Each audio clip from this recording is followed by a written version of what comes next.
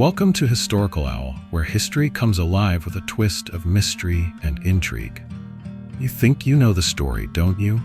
God created the world, and everything begins in Genesis 1. But what if I told you that's just scratching the surface?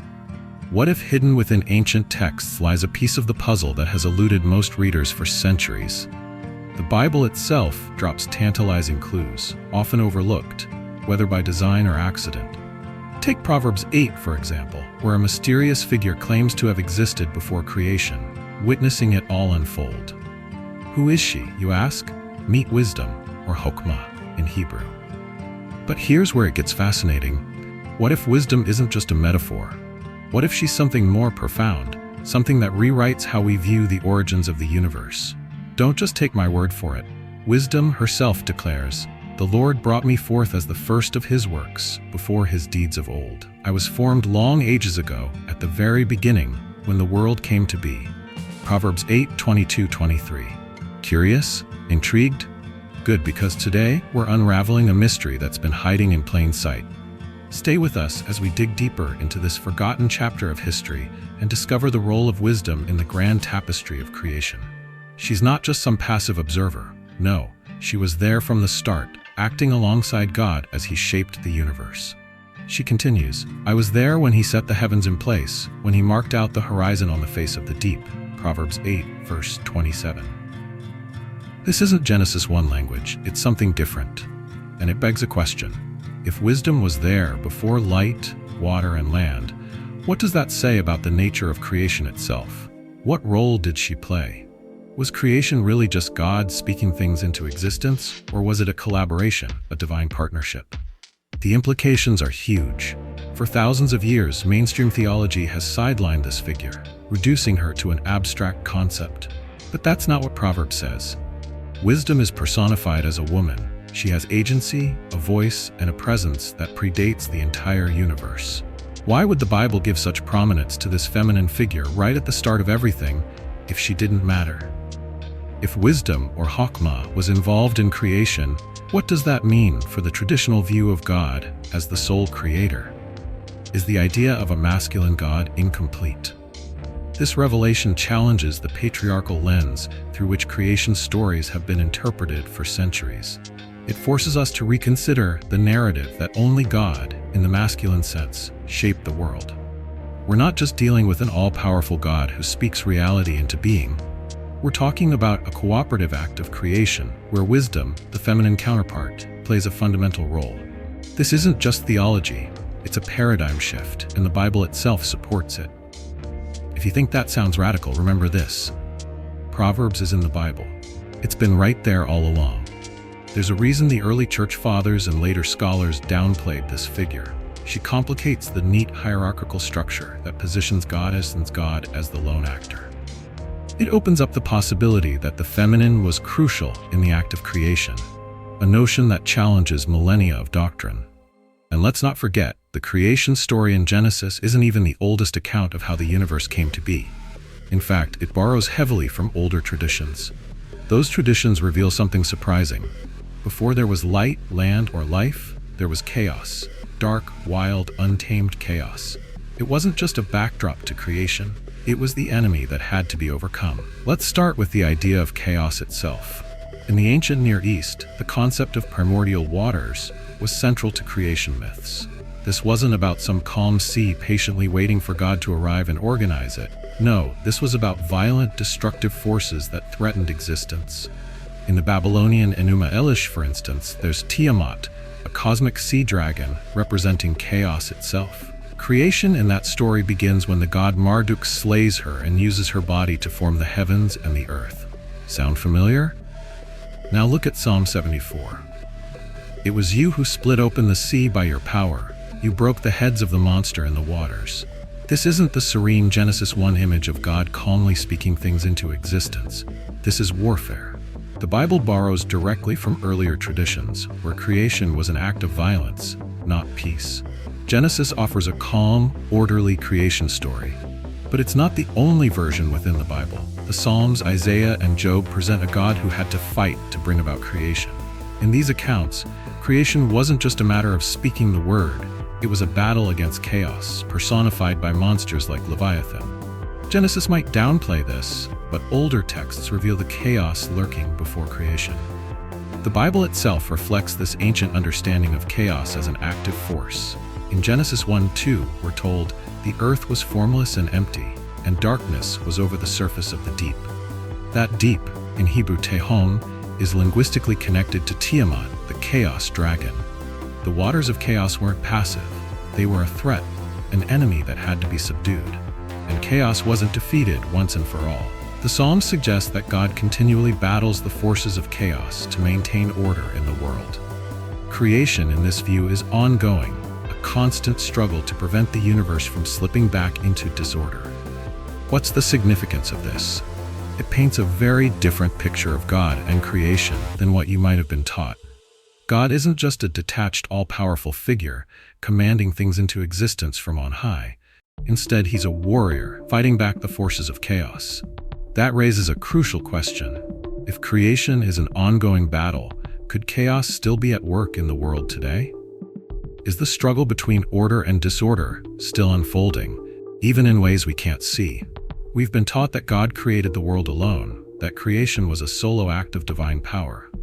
But if we dig into ancient texts, it becomes clear this isn't the full story. The Bible and other writings leave us clues, hints of a feminine presence alongside God during creation. For centuries, this idea has been buried under tradition and doctrine. Take Shekhinah, for instance. Shekhinah represents the divine presence in Jewish mysticism, often depicted as feminine. In the Zohar, a central Kabbalistic text, Shekhinah is described as the bride of God, an active force working alongside him. This presence introduces the idea of balance between the masculine and feminine aspects of the divine, a partnership. The Sinai Peninsula contains references to Yahweh and his Asherah. So why isn't she mentioned in the Bible? The answer lies in the actions of later biblical writers and editors who intentionally erased her from the tradition. The worship of Asherah was condemned as idolatry in texts like 2 Kings 23, but before this condemnation, she was a prominent figure in ancient Israelite religion. What does it mean that the feminine aspect of God was erased from the tradition? The narrative of creation changes drastically when these suppressed figures are included. In mainstream teachings, God is portrayed as transcendent, far above creation. However, when you include Shekhinah and Asherah, the picture becomes more complex. Shekhinah represents the divine presence, bringing God closer to the world and imbuing it with a sacred essence. Asherah, on the other hand, symbolizes the nurturing, life-giving aspect of the divine. Together, they form a duality, masculine and feminine, transcendent and immanent, that was essential in the ancient worldview. This isn't just about the idea of God having a wife or feminine counterpart. Including the feminine transforms the understanding of divinity itself. It shifts God from being a distant, all-powerful figure into a more relational, dynamic force. The concept that God can exist both above creation and within it, balancing chaos and order, reveals a more profound connection between the divine and the world. This isn't mere speculation. The feminine aspects of the divine aren't just scattered hints. They are woven throughout various texts, even if they have been downplayed or ignored over time. In the book of Proverbs, wisdom speaks of herself as a collaborator with God. Similarly, in the Zohar, Shekhinah's role is described as dwelling among humanity to maintain the balance between the divine and the earthly. The absence of this feminine element in mainstream interpretations leaves us with a portrayal of God that is incomplete. The story of creation becomes much richer and more multidimensional when figures like Shekhinah and Asherah are included. This perspective opens up a new way of understanding how the universe came to be, one that emphasizes not only power and authority, but also relationship, balance, and harmony between masculine and feminine forces. This realization is a turning point that challenges and redefines everything you might have thought you knew about the creation of the world. If you were raised to believe that the God of Genesis is the ultimate creator of everything, this narrative invites you to reconsider. According to Gnostic teachings, the God in Genesis might not be the supreme creator at all. In fact, he might be something far more unsettling, a demiurge, a lower, flawed being responsible for the creation of our flawed material world. The Gnostics, an early Christian sect, believed in a higher, unknowable God of pure spirit and light, a deity far beyond human comprehension. In contrast, the material world was created by the demiurge, an ignorant and imperfect being who mistakenly thought he was the one true God. Here's where it gets even more provocative. This demiurge is identified as the God of the Old Testament. The Apocryphon of John, a key Gnostic text, explains how this came to be. Sophia, a divine feminine figure, attempted to create without the consent of the true God. Her creation, however, was malformed and imperfect. The demiurge. Panicked, Sophia cast him into the lower realms. Believing he was the only divine being, the demiurge began to fashion the material universe. His arrogance knew no bounds as he declared, "I am God, and there is no other God besides me." This statement mirrors Isaiah 45 verse 5, where the God of the Bible proclaims his exclusivity. But what if the God many have worshipped as the creator of all things is, in fact, a cosmic impostor? According to Gnosticism, the demiurge is neither all-knowing nor benevolent. Instead, he is deeply flawed, filled with ignorance and arrogance. The world he created reflects his broken nature, a world of imperfection, struggle, and disorder. The world we inhabit, filled with chaos and decay, is not the harmonious creation of a benevolent deity. It's a prison, designed to trap souls in the material realm and prevent them from ascending to the higher spiritual reality. Think about the implications of this. The very world we live in, the bodies we inhabit, and the systems we interact with are all part of this flawed creation, attributed to the demiurge. According to Gnostic thought, our spirits originate from the higher realms, connected to the true God, but they are trapped here, yearning to return to the divine source. The Gnostics believed our purpose isn't to follow the rules laid down by this false god, but to transcend this broken material world and seek liberation. So where does that leave us? If the God of the Old Testament is the demiurge, a deceiver, then everything about the traditional Judeo-Christian narrative is turned upside down. The commandments, the laws, the societal structures, are they part of a divine plan, or are they mechanisms of the demiurge's prison, designed to keep us from true freedom? That's the real controversy at the heart of Gnostic teachings. And then there's the serpent in the Garden of Eden. In Gnostic thought, the serpent isn't a villain, he's a hero. The serpent seeks to awaken humanity by offering Adam and Eve the knowledge of good and evil, enabling them to break free from the demiurge's control. In this version of the story, the serpent becomes a liberator, and the Garden of Eden is not a paradise, it's a trap. A gilded cage intended to keep humanity ignorant and subservient to the demiurge. This perspective completely reframes the concept of sin and rebellion. It's no longer about defying a benevolent creator. It's about escaping the clutches of a flawed, oppressive deity. The Gnostics believed that by gaining knowledge, gnosis, humanity could awaken from the illusion of the material world and ascend back to the divine realm where our spirits truly belong. But the drama of creation doesn't start with humanity's fall. It begins even earlier, with Sophia's fall. In Gnostic tradition, Sophia isn't just a wise observer of creation. She's a central figure in a cosmic tragedy. Sophia, one of the divine beings from the higher realms, is driven by an overwhelming desire to create something of her own. Without the consent of the true God, she gives birth to a malformed, imperfect being, the demiurge. This act wasn't just a mistake. It became the catalyst for the creation of the material world as we know it, a world plagued by imperfection and suffering. Sophia's fall is profound, marking a descent from the pure divine realms into the shadowy, chaotic lower world.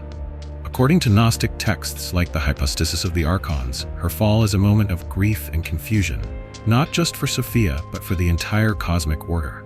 The creation of the demiurge and the material world wasn't intentional. It was a chaotic accident, introducing suffering, conflict, and ignorance into existence. Gnostic belief holds that the world wasn't created by an all-knowing, benevolent deity with a perfect plan. Instead, it arose from a cosmic mistake, a creation born of ignorance and sorrow. And humanity? We are caught in the middle of this flawed design. If creation itself resulted from an error, what does that say about our existence? The material world, the systems of power and control, and the very reality we experience are all part of a broken, flawed design. For Gnostics, the answer is clear. this world is far from the divine ideal. It is a prison for our souls, distracting us from the truth of our higher origins. Yet there is hope in Sophia's story. After her fall, Sophia doesn't merely succumb to despair, she begins a journey of redemption. She doesn't give up. Sophia repents, and in her repentance, she seeks to guide humanity back to the light. She becomes the catalyst for awakening, whispering to those who seek knowledge and offering a way out of the prison of material existence. This is why the Gnostics viewed knowledge, or gnosis, as the key to salvation. Salvation wasn't found in following the laws of the demiurge, but in understanding the truth of our divine spark, the part of us that originates from the higher spiritual realms. Think about it. This entire narrative challenges traditional religious teachings. It flips the idea that the world is inherently good, or that our purpose lies in obeying the laws of the Old Testament God. Instead, it suggests that true salvation comes from rejecting this flawed world and seeking hidden knowledge that reconnects us to the true divine. Sophia's fall serves as the ultimate cautionary tale. Even divine beings can make mistakes. Yet her story is also one of redemption. Through her suffering and error, she becomes the key to humanity's awakening. Perhaps that is the most powerful part of this narrative. It tells us that we too can awaken. We too can rise above the chaos and ignorance of the material world and return to the divine source from which we came. If this story challenges your perspective, don't worry, you're not alone. These ideas have sparked debate for centuries, pushing us to think critically about the nature of creation, God, and our place in the universe. Thank you for joining us on this fascinating journey into the mysteries of creation and the divine. If this video sparked your curiosity about Sophia, the demiurge, and the untold stories hidden within ancient texts, don't stop here. There's so much more waiting for you on Historical Owl. What other secrets could history be hiding about the nature of God and our place in the universe? If you enjoyed this deep dive, please like the video. It helps us reach more curious minds like yours. Have a theory, a question, or an insight to share? Drop a comment below. Your thoughts could be the start of our next great discussion. And of course, don't forget to subscribe and hit the notification bell so you never miss another revelation on Historical Owl. Are you ready to uncover more hidden layers of history? Check out our related videos next, each one packed with insights, debates, and discoveries that challenge the way we view the past and its influence on our world today. The next chapter is just a click away. Thanks for watching, and until next time, stay curious, stay questioning, and keep exploring. See you soon.